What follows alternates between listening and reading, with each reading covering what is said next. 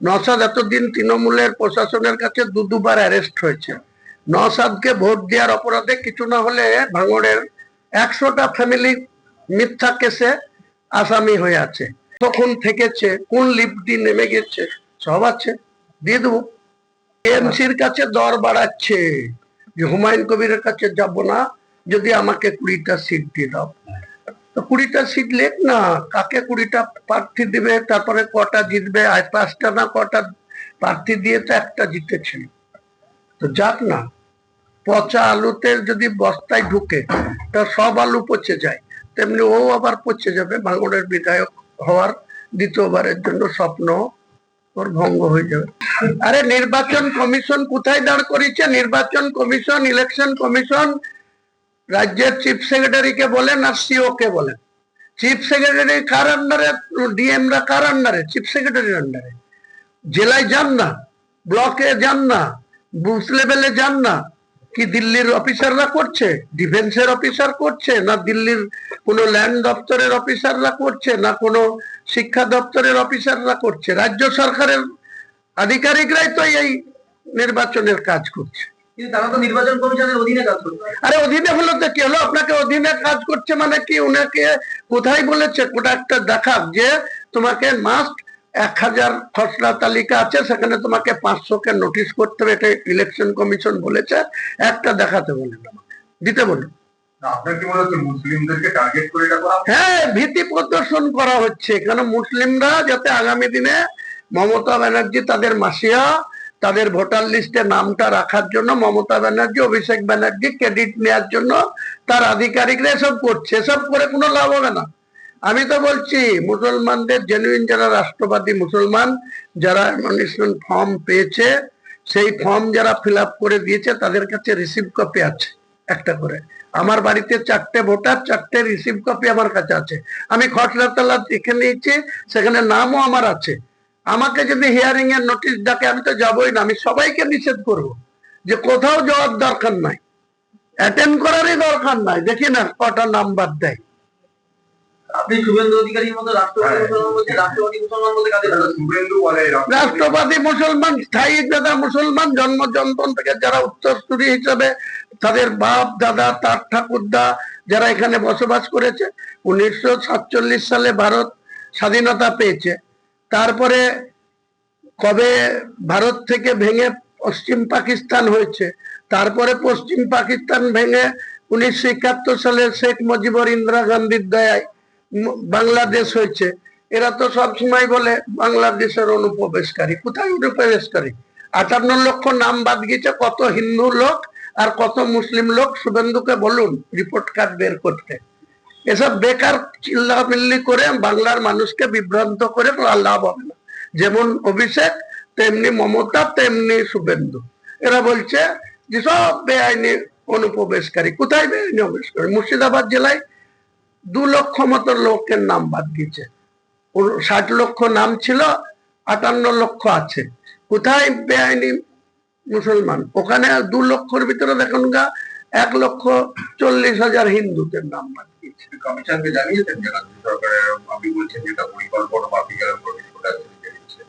কমিশনকে জানিয়ে তার প্রয়োজন আমি মনে করছি না, কারণ এটা কমিশন এটা ইন্টেনশনালি করছে না। কমিশনকে নির্দেশ পালন করতে গিয়ে রাজ্য সরকারের লোয়ার লেভেলের আধিকারিকরা, ব্লক লেভেলের আধিকারিকরা এই মিসম্যানেজমেন্টটা চালাচ্ছে।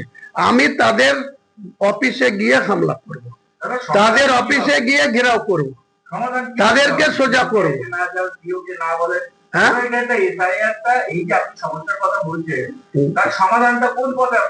সমাধান অটোমেটিকলি হয়ে আছে। 58,20,000 বাদে সমস্ত নামের খসড়া তালিকা কোথাও পৌরসভায়, কোথাও পঞ্চায়েতে, কোথাও সরকারি বিভিন্ন দপ্তরের জায়গায় টাঙানো আছে। সেইটা অটোমেটিকলি জেনুইন ভোটার। এই 58,20,000 বাদ দিয়ে যে ভোটার, আর যেটা 18 বছর পুজবে যাদের 1/1/26-এ, তাদের যে নতুন ভাবে যে বার্থ সার্টিফিকেট দিয়ে যে ফর্ম ফিল আপ হবে, সেই সংখ্যাটা যা দাঁড়াবে সেটা 14 ফেব্রুয়ারি তালিকা প্রকাশ হয়ে যাবে।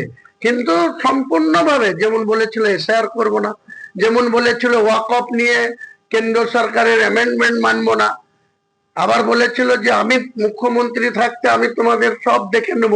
তারপরে আজকে কি করেছে, পিভি সেলিমকে রাতারাতি অর্ডার দিচ্ছে 7 দিনের সময় দিয়ে আলাদা একটা পোর্টাল চালু করে। এসব চালাকি নাকি ক্ষমতায় বসে। নওশাদ এতদিন তৃণমূলের প্রশাসনের কাছে দুবার অ্যারেস্ট হয়েছে।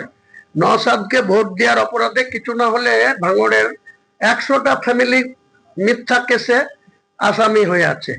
সেই সব লোকরা কালকেও আমার সাথে ওই একটা জায়গাতে 50টা ছেলে দেখা করেছে, আজকে আবার 100টা ছেলে দেখা করবে। বলছে যদি এটা করে একে যে কিভাবে হারাবো আপনি শুধু আমাদের একটু সাপোর্ট দিয়ে। নালাম ভাই ওয়েট করো, কারোর জন্য কিছু খবর থাকলেও আপনাকে বলবো না।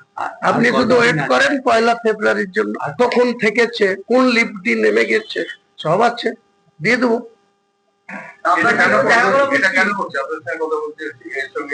টিএমসির কাছে দর বাড়াচ্ছে যে হুমায়ুন কবিরের কাছে যাব না, যদি আমাকে 20টা সিট দিয়ে দাও। তো 20টা সিট লেখ না, কাকে 20টা প্রার্থী দিবে, তারপরে কটা জিতবে, 5টা না কটা প্রার্থী দিয়ে তো একটা জিতেছিল।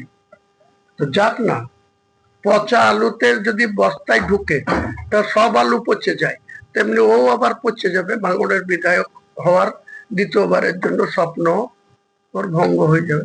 আপনার কাছে ওনার কি ডিমান্ড ছিল? কোনো কিছু আলোচনা হয়নি, সৌজন্য হয়েছে। তিনি যা বলেছেন আমি সেটা এগ্রি করেছিলাম। তারপরে তিনি যে নাটকবাজি করছেন, তিনি যে বড় বড় কথা বলছেন, কিছু সাংবাদিক বন্ধুকে উনি ওই দিন দেখা করেন, আমার কোনো দুঃখ হয়নি। আমি তো দেখা করার জন্য যাইনি, আমি ওইখানে বাড়ির পাশে ইব্রাহিম সিদ্দিকের কাছে গেছি, তাই সৌজন্য বাড়িতে গেছি, হয়নি কিছু ব্যাপার। উনি বলছে ওনাকে নাকি অ্যাপ্লিকেশন করতে হবে। উনি বিমান বোসকে অ্যাপ্লিকেশন করছে, হাতে পায়ে ধরে বেড়াচ্ছে। হুমায়ুন কবিরের আজকের দিনে যা ভোট পার্সেন্টেজ আছে, ব্যান্ড হয়ে গেছে হুমায়ুন কবির বাংলার ভোটারদের কাছে। আমি কাউকে যাদের 3% ভোট আছে তাদের কাছে আমি অ্যাপ্লিকেশন ডালবো যে আমার সাথে জোট করেন? কোনো দরকার করেন না। হুমায়ুন কবিরের হারানোর কিছু নেই। Humayun Kabir open to all ছক্কা মারবে, না বোল্ড হয়ে বাড়ি ঢুকে যাবে।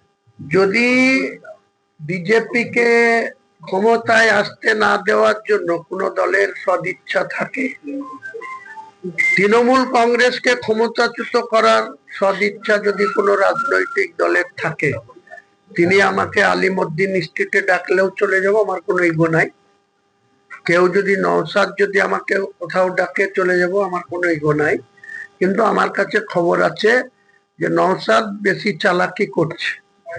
সে আমার সঙ্গেও কথা বলছে, পাশাপাশি টিএমসির সাথেও সিট শেয়ারিং করার জন্য বসছে। তো বসতে দিন, যদি নওশাদ এই ভুল করে তাহলে নওশাদকে ভাঙড়ে কিভাবে হারাবো নওশাদ ঠিক টের পেয়ে যাবে। তৃণমূলের সাপোর্ট পেলেও নওশাদ আর দ্বিতীয়বারের জন্য এমএলএ হবে না, এটুকু বলে দিই। কোর্ট আমি করছি না, নওশাদ করছে, গোপনে কার কার সাথে মিটিং করছে সব খবর হুমায়ুন কবিরের কাছে আছে। সময় আসলে ওপেন করে দেবো। ওনাদেরকে যখন বলছি আপনি কিসের বেসিসে কি ডকুমেন্টস এর জন্য আপনি 400 লোককে হিয়ারিং এ ডাকছেন, আপনার হিয়ারিং এর আসল উদ্দেশ্য কি, তাকে কোন ডকুমেন্ট।